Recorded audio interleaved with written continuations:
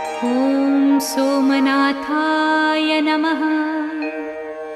ॐ मल्लिकार्जुनाय नमः। ॐ महाकालेश्वराय नमः।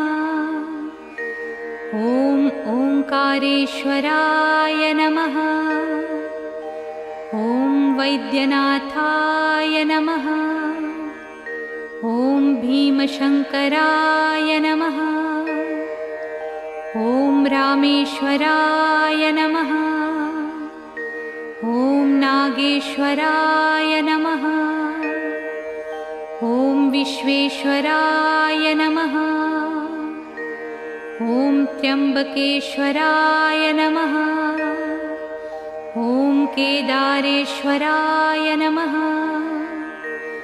ॐ भुस्मेश्वराय नमः।